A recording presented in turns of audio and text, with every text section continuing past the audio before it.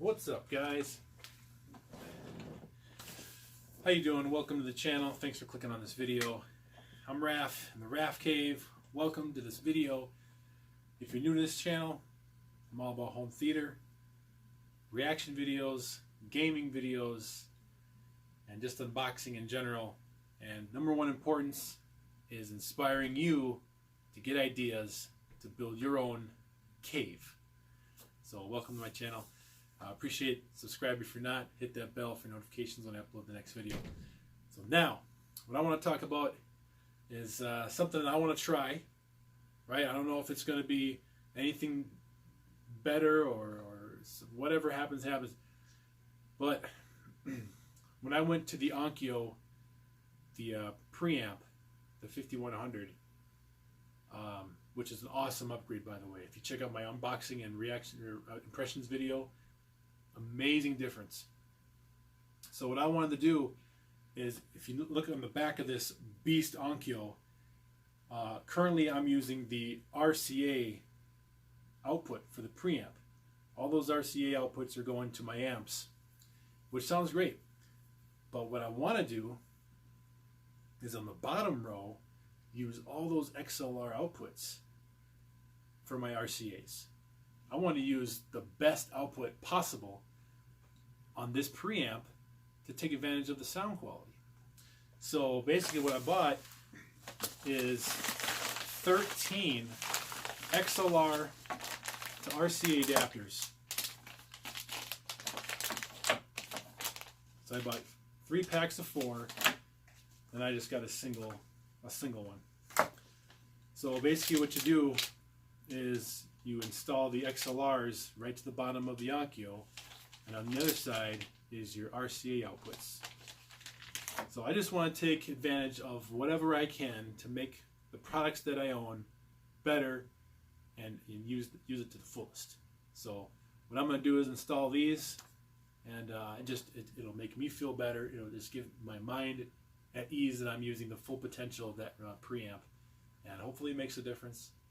I hope it does, but it's nice to know that I can do that. So yeah, these are really good adapters. Got them on Amazon. Real good price for them. I'll put a link in the description if you happen to have a preamp or processor that that has RCAs and XLRs, and you want to use those XLRs, then this would work for you. All right. Without further ado, I'm gonna get these hooked up. All right, let's go. So basically, when behind the Onkyo, currently I'm using all these RCAs here. See, the subwoofer 1 and 2, the center, fronts, surrounds, surround rears, the height 1, height 2. So I'm using all RCAs right now, but all these XLRs, all those XLR inputs down there,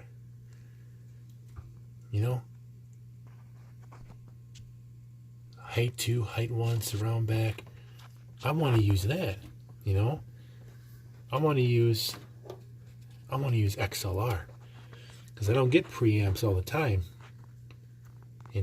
All that technology down there, I want to use those for my amps. So that's what I want to do. So I'm going to go from RCA to XLR adapters. It's going to be awesome. All right, guys.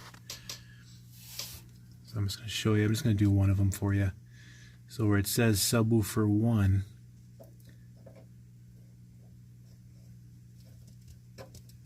click, bam, there it is. And now I just hook up the RCA right to the back. All right, so I'm going to get going with all these RCAs and get them lined up down there for you. All right, I'll be back.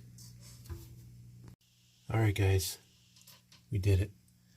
We got all the XLR ports used right now. Unhooked the RCAs and hooked up all those beautiful XLR adapters on the bottom. All right, so now I gotta run the calibration again.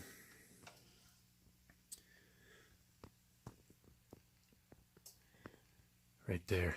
We're gonna run the setup microphone, recalibrate the theater, and I'm gonna run some tests, and hopefully it works. All right, I'll be back. All right, guys. So I'm about to do a calibration with the Onkyo receiver. This is the AccuEQ room calibration. All right. So basically what I'm going to do, make sure now if you have a receiver at home that has a microphone that came in the box and you haven't used the calibration, I highly suggest you do, because it's a great feature. What the calibration mic is going to do, and I have mine on a tripod, so that way it's stable. It's not going to come loose or vibrate with the sound from the seats or anything. It's on a tripod. So I have it pointed straight up, and what Onkyo suggests is keep it right in your center spot. Now, if you have a Denon receiver or a Marantz or some other receivers, they'll probably ask you to put the microphone in different spots. That's a good thing, because every seat could be balanced and not just the main seat, which is my seat, which is great. Otherwise, I like what Onkyo does, one sweet spot to calibrate the whole room so it sounds really good in this general area, which is what I really, really appreciate. So, I'm going to go through the settings here. I'm going to turn the lights down, and I'll just run through the whole thing with you, what I would suggest. So yeah, basically what calibration is going to do is it's going to measure the distance between every speaker that you have to the microphone. It's going to measure the waves bouncing off the ceiling, on the floor, how big your room is. Once it gathers that information, it's going to gather the test tones and make sure every speaker is outputting the same level of sound to the same location. So it's a balanced, as far as like the loudness goes, is balanced throughout the room. Also, it's going to calibrate the crossover settings. So if you have speakers that can handle a lot of bass, it's going to read that, and it might suggest that those speakers handle a lower frequency. But if you do, the general rule of thumb is 80 hertz for everything, and leave all the heavy lifting to your subwoofers, and that's what I would suggest. But also, it's by ear, so play around with that. Otherwise, it's going to make sure that all the speakers is going to sound good at the location. Set your crossovers, set your balances, set your distances, and just make sure everything's just performing as best it can. So highly suggest it. Use your microphone, calibrate your system. It does wonders, and you can appreciate a much better sound in your theater. So without further ado, I'm going to get this calibration going, and hopefully it sounds better than before with the calibration and those XLRs, but if it doesn't, I'm still happy, so we'll see how it goes. All right, let's get this show on the road.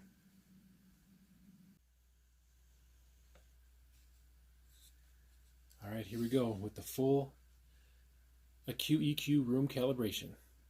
Here we go.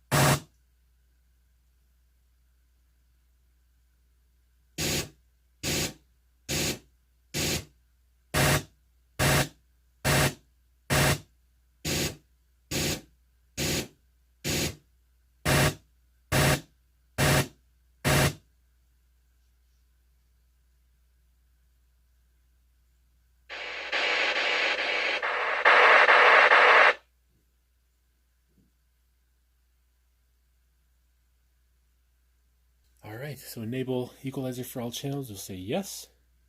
Unplug the microphone.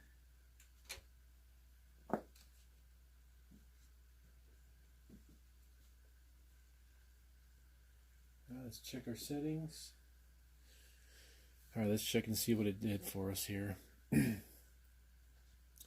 Alright, so we go over the speaker and we go down the crossover. So it put our fronts at 40 Hertz. That's pretty low. But we're going to bring it up to 60 because I know those fronts can handle some bass. Center, definitely go to 80 Hertz. Heights, for sure 80. So basically everything's going to be 80 Hertz. 120 Hertz for the low frequency. So we'll give the front speakers a little more bass. So that's fine. The distance, all good. 13 feet, 13, it's all good. Height, 6 feet. Yep, that's all good. Level calibration, of course, is how loud each speaker is going to be. EQ settings, I don't mess with that. THX audio.